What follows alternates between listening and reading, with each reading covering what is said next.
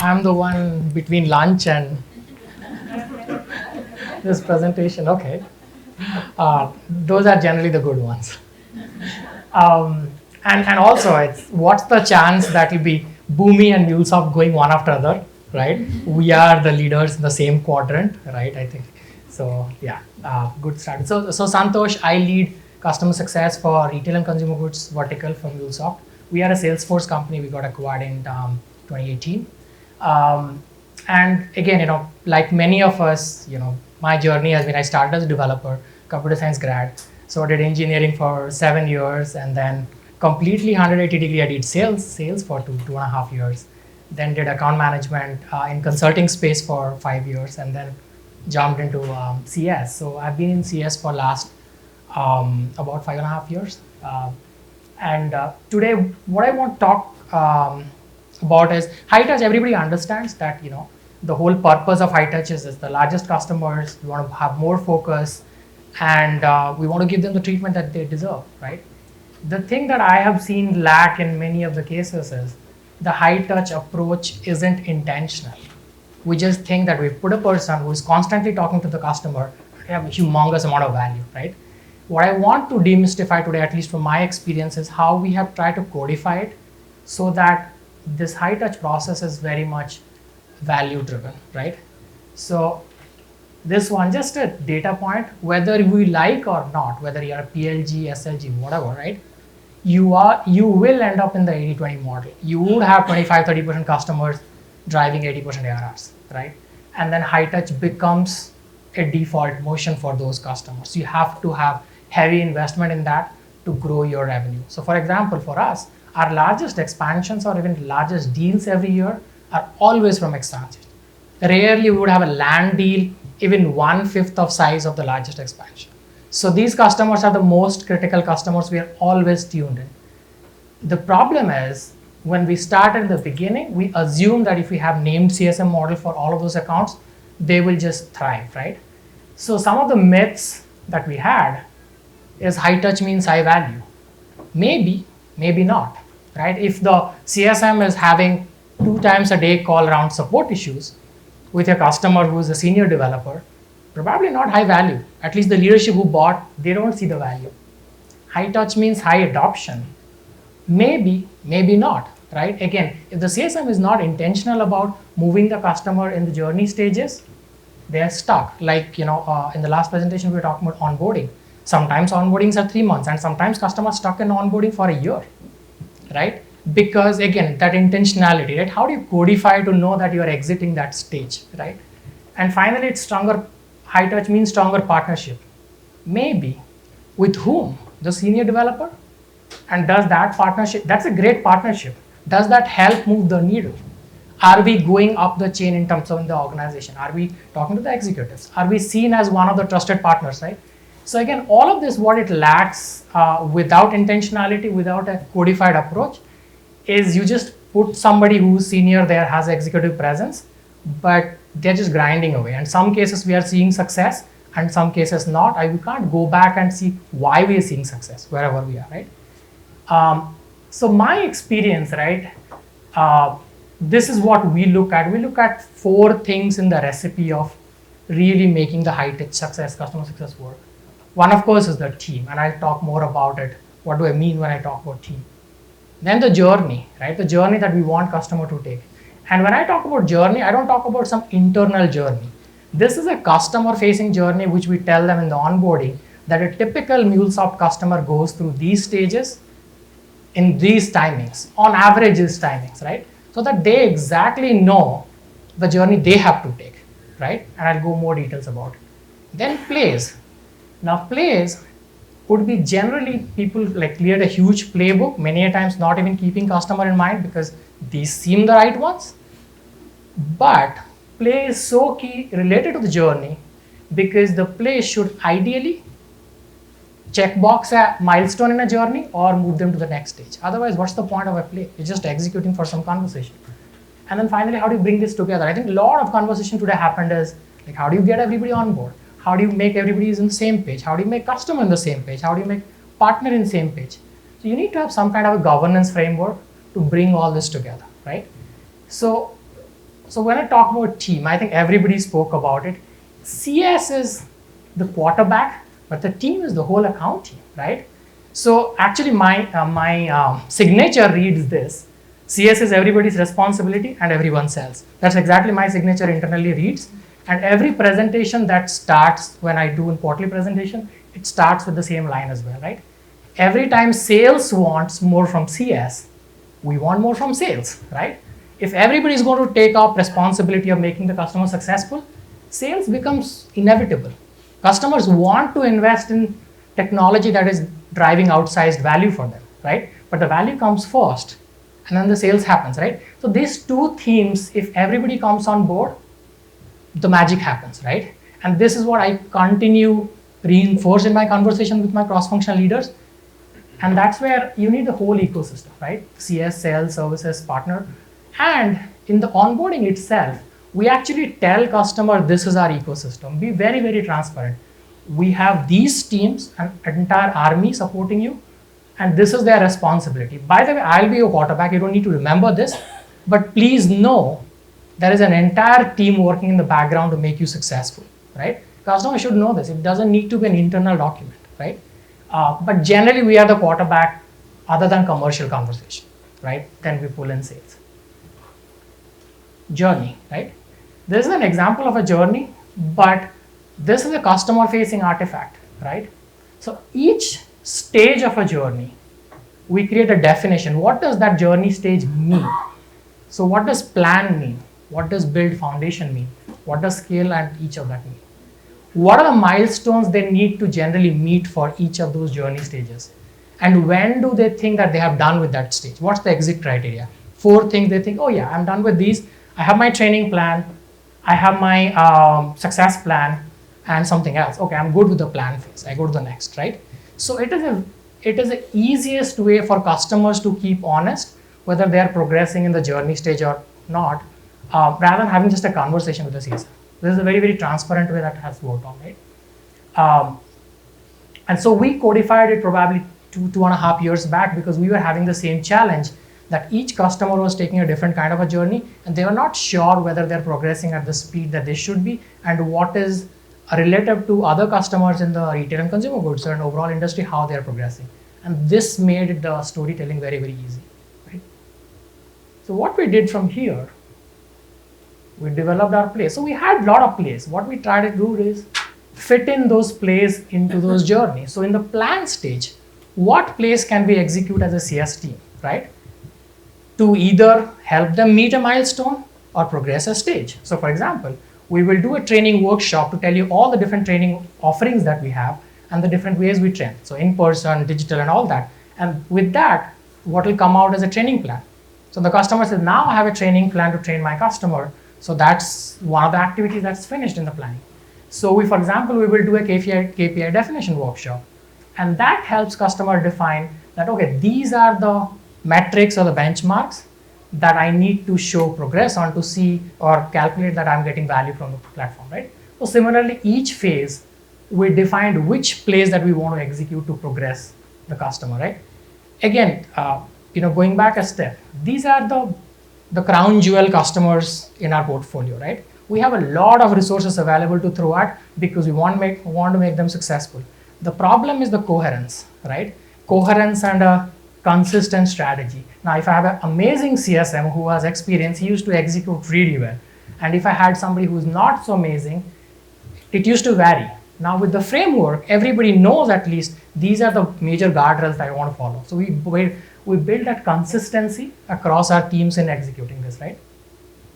And then finally, governance, right? My favorite 3 keywords, 3 word, maybe KFC, but yeah, second one is JSP, joint success plan, right? So we talk about how do you bring everybody together, and we were having conversation about partners. When we build a JSP, the customer is in there, the partner is in there, and we are in there, right? Everybody who is involved in making that customer successful has access to this document. We built it together. Generally, this is the outline, but it changes based on customer a little bit, but generally this is the outline. But this is one document which keeps everybody honest. So this one defines which stage they are in, which activities they need to complete to exit that stage, who's working on it, and how, at what time frame they will exit, right? So how do you then make sure they're progressing it? The joint cadence. So joint success plan is your Bible to make sure this is where the customer is progressing. You have all the documentation. By the way, the side help, if a CSM quits, you just need to give access to the next CSM. Everything is there, right? Including major documents and stuff like that. But the second thing is you need to have the right cadence to make sure you can mark items which are complete or change the items. And that cadence can be defined based on how the customer is operating. So if we landed them with professional services who's going to do implementation, there is probably a professional services stand-up going on. That could be a cadence. If it is with partner, then there is a partner cadence. And then we have our, generally for these customers, bi-weekly success reviews, which is done by success managers, but attended by AE for sure, otherwise other partner teams. And then we do success reviews. It could be biannually, sometimes it's quarterly, it depends, right? But this cadence makes sure that this document isn't stale. The document is constantly updated, right? The only other thing that is not here, this is customer facing, but for each account, we have a Slack channel, right? So this is kind of, I would say batch, like, you like in a tech terms, batch versus real time. So this is you update it generally in the cadence, or at times, Slack is real time. And if you got some update from, let's say PS got an update from customer, posts in the same Slack channel. CSM had a cadence call, post the summary in the same Slack channel. Everybody is in the same page, right? And that Slack channel has everybody, starting from BDR till partners, sales, CS, PS, everybody related to that accounting and leadership, right? So this is what actually brings everything together that we spoke about, the team, the playbook, and journey, to make sure there is a coherent plan, right? So I think the key part, if you have to remember in this, is whatever journey you define and all that, without having a joint success plan and cadence, it's very difficult to execute this whole thing, right? Summarize. These are my learnings from this, right? If we have developed high-touch success programs, and these are not intentional, and these are not based on value at the heart of each interaction, it will be just, invested a person, he has a great relationship, he goes out lunch, dinner, and the needle doesn't move, right? The account doesn't really become a massive account. There are also transparent programs. If we really want to challenge our customer to become better, adopt our platform across the board, we have to be transparent and have sometimes very difficult conversation. You are stuck in the same phase for 6 months. And a lot of that is because of your own doing, right? Because you haven't invested. We are like, again, I think one of my colleagues brings up this example. We are like gym instructors, right? We can tell you how to work out, but you have to work out, right? We can't make the workout for the customers, right? But we have to tell the bitter truth. And that's where the showing journey to them, this is exactly the journey you should progress, helps alleviate a lot of that conversation, how fast they're progressing, because they will know that they haven't progressed, right? Based on those activities. Best high-touch programs challenge customers. Customers actually have significant respect for CSMs and CS teams when they get challenged, when they don't necessarily agree with everything customer says, right? So my CS team, generally we talk about how do you bring up difficult conversations with customers without, of course, offending them, but we have to bring the bitter truth, right? So things like a customer who didn't buy any training for a year. The product has evolved significantly in a year. If the customer hasn't got them trained, they are running a version of the product which probably for them feels like a Toyota, and we have moved to Ferrari, right?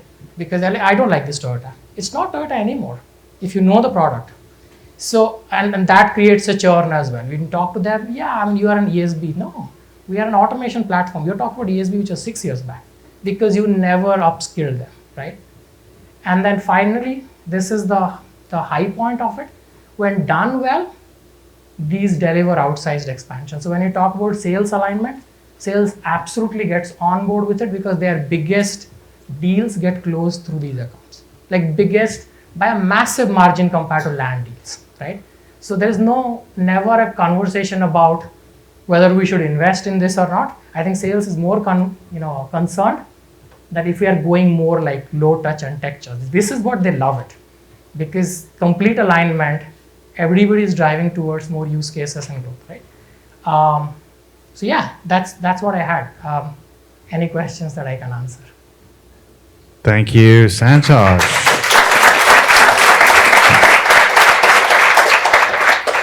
Okay, we have a few in Slido. I'd encourage everybody to add a few more. I think some people are thinking about what they're going to eat for lunch. Okay, can you scale, or how do you scale the high touch model? Yes. So I think this is exactly how you scale the high touch model, because everything is codified. If you didn't have a specific journey, if you didn't have a particular document in terms of JSP and JSP's format, the cadences and the plays, it's very difficult to scale because each CSM is executing based on their capability and there's no way to codify it. Now with this, you could actually onboard CSMs so we have 3-tier CSM, very similar to the Boomi structure. So we have a CSDs, CSMs and senior CSMs and CSMs, but we could very well move senior CSMs to CSD because this process of running scale account is codified now. It's no more some mystical things only people with 20 years of experience can run, right? This is very much codified. So if we really want to scale the model, it has to be codified so that it can be repetitive. It can be executed repetitively. Then people can be onboarded to execute. Otherwise, it becomes a very people-specific, people-specific model. Thank you. Okay, question on separation between medium touch and high touch customers. How did you determine the separation metrics? So right now it's predominantly by segment. So we have segmented our customers based on two kind of lines, ARR and propensity to grow, right? So, and based on that we have segment 1, segment 2, segment 3, segment 4. Seg 1 and Seg 2 are generally scaled models. Seg 3 is like a medium touch, and then Seg 4 is low touch and tech touch. Right now it's designed that way.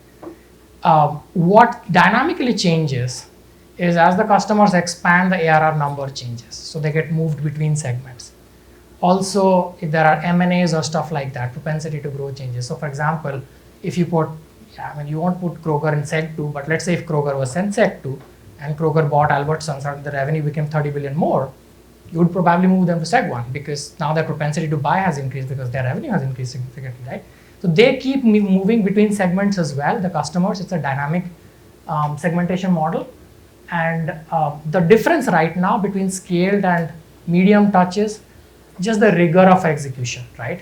So you might not have CSRs every quarter, you might have in 6 months. You might not execute scaled out version of all these plays. The plays are still there, but the joint success plan might look like 1-pager versus a 5-pager for a scaled model, right? So it's more scaled down version of the execution, but it's not fundamentally different in the medium touch. Low touch, we are trying to experiment as much with one-to-many version of these plays and stuff like that. We still have predominantly named model. We are starting to progress into more of a pooled and digital touch model right now. Okay, thank you. What's the best approach for getting the unresponsive customer into a meeting? Reminders? No. So it depends. I think it goes back to very similar conversation we're having. When we say unresponsive customer, right? I think who is that? Like, is that a director who doesn't show up, a senior developer who doesn't show up, a VP doesn't show up, right? So knowing that is important because there are ways to influence at each level. So for example, one thing was discussed is, probably sales sold at a different level. So reach out to that level. They are probably not aware that their team doesn't join the cadence calls because they're into so many things, right?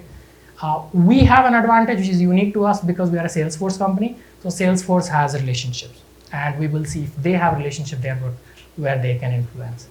And then things like, I have written mails to leadership on the customer side saying, hey, we have been partners for so long, you invest this much in the platform, I think you can do so much with the platform, why don't we get into a call?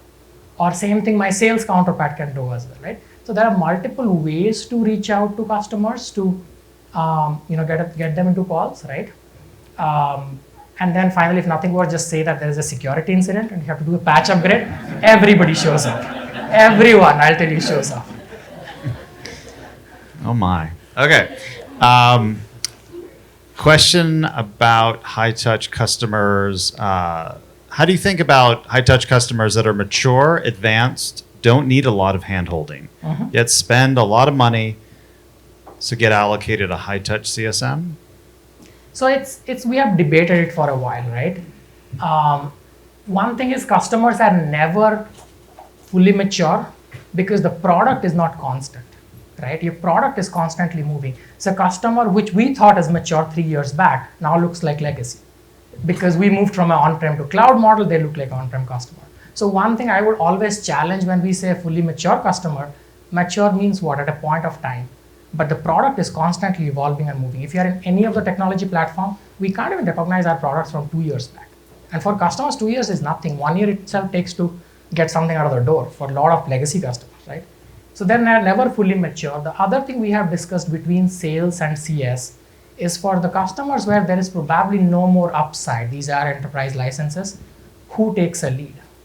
Because sales probably they don't want to invest an AE who might not have any opportunity to sell in those accounts, and we take a lead, right? Then you're actually kind of saving on one individual, right? Like you don't have two people predominantly assigned here. You have an A in case something comes up commercially, probably nothing, and we take a lead, and that justifies the investment, right? But I would never leave them alone because it might be completely mature customer and they're doing 10 million ARR. Can I take the risk of not having eyes there? I don't think so. Like even if they're mature customers, right? Because the risk is too much to my business if they don't renew or they're dead. Do you experience noise with all those Slack updates? With every account having a channel notifications, it may become easy to miss something or tune it out. I do, and teams do, but think of this way, right? A CSM, if you're a CSD, large scale accounts, in our case, you would have between 10 to 15 accounts, right? Noise, but not a significant amount of noise, manageable, right? And they might have within them 4 or 5 A's they collaborate with, right? It's a choice. I think it's a necessary evil, but Slack does help in multiple ways that a lot of the times we get real-time updates. And as I said, if somebody quits, the JSP and the Slack channel become the biggest source of truth. Like if you give them access to the beginning of the Slack, they have a lot of context within the Slack itself. And then Slack is, by the way, also a Salesforce company. So we have a lot of innovations going on in there to integrate Slack with sales process. So for example, if when AE submits an add-on, you get a Slack alert, the entire team gets a Slack alert. So you also get alerts about other activities happening on the account where you might not be copied as a CSM, right? If you have, let's say Johnson & Johnson, it's like 6 companies in itself. The CSM would not know what's going on in everywhere, but a lot of those alerts will tell them that this is what is going on. So it's kind of a necessary evil. I will go with still the noise. What is your retention policy on your Slacks? What is it? Your retention policy on your Slacks. Now that wasn't there, but that's an issue that we have. History goes poof. It's debate. We keep it from the beginning though. Okay. Slack channels. Okay. A question around when your clients move from, let's say, one segment to another, medium to high touch, do they shift to a new CS team, and how do you ensure continuity? They do move to a new CS team, right? Because there are different CSMs involved in that. I think continuity again goes back to the documentation that we were talking about, right? Your JSPs and Slack channels and stuff like that. And second, for these customers, right, the transition isn't ever a week or a day. These are elongated transitions, like 2 weeks, 3 weeks, 4 weeks, right? Because the customer needs to get comfortable with the new customer, new CSM and the new model. Not that, you will throw them under the bus if the customer says that you don't want to work with them. That's not the case, but you need to give them enough time to get transition. So generally these transitions are longer, unless there is an attrition and we have to do something. But yeah, they're longer transitions. Okay. Have you ever had disagreement with the sales team on which customers are high touch and which are low touch? On a daily basis, right? Not with sales leaders so much. Maybe, I think first line sales leaders, never with second, third line sales leaders. They also know which are the big bets. But if you're an AE, it doesn't matter some other account bringing $1 million. Your 60K is critical to you. as an individual. You want the attention. So that's not a conversation you can really have rationally with an AE because they don't see beyond their territory. You probably cannot have that conversation with an RVP or the first line manager as well if their entire portfolio is mid-market commercial, right? So generally it starts top down because the SVP or whosoever, the business owner, they know how they're going to make their numbers and they're going to make their numbers through this. 75% of their revenue will come through this, right? They get it, and it generally I use that to translate the message. Honestly, I send out a story, it looks rational, but generally their leadership drives that conversation. I don't, because I get it. If you are an AE and this is the only add-on you have, you think like, why I'm being picked on, right? Like my account, but this is what business needs. So generally it's through sales leaders, the highest level of leadership. How do you move a customer to low, medium touch if they insist on high touch, but do not move forward with adoption? This is a good question. And we are actually going through some of this because as we start introducing tech touch model, a lot of the customers which had assigned CSM will move to this model, right? I don't think there is a magic bullet or easier way to communicate this, right? I think customers get at some point of time that their ARR probably in the scheme of things doesn't matter anymore, right? It's just a harsh truth, right? When let's say we were $100 million company, a 100K ARR is significant amount. When you're a $2 billion company, well, the customer understands, right? In the scheme of things, they are not. Now, what we try to explain it to the customer and have a logical conversation is everything that they used to get from CS, it's still there. It might not be through a named resource. So for example, we send them weekly newsletters, right? We do every alternative Friday, we do technology enablement for all of them, but in a group session, right? We do product roadmap sessions monthly. Still everybody is invited, right? And if they need a CS, we have a pooled model, we can assign somebody to go and execute a task, come out. It just won't be their buddy who's there worked for a month or a year, whatever, right? So it's just a slight modification in model, but we're not taking the CS support away right now, at least in the pooled model. Now digital will be completely different, right? We haven't even thought through how we're going to have that conversation with the customer, but anybody says that there's a way to have it and it's easy, I don't think so. I mean, you're pretty much taking away from somebody which they had it for like 2 years. There's no easy way to have that conversation with them, right? But yeah, I think comparison is this is what you had, this you're still getting, just getting in a different form. That's a rational way to have the conversation. Can I have a follow-up on that? Yes. Have you ever thought about monetizing a higher level of success? Yes. So we call it signature success. That's the name. We do, but not CS. So what we try to monetize is TAM because customer sees an immediate value with that and CS comes with us, right? But there is a signature success tier where customer can pay for it. And yeah, absolutely we look at monetizing it. Okay, Santosh, just one other question from me, and I keep on asking this to everybody, which, what's the one big takeaway, key takeaway you want everybody to walk away with today, before lunch Yes. and after? I think high touch success works really well, exceptionally well, when it is intentional and when it is codified. Otherwise, you will see variations. That's my take from this. Okay, another round of applause, please.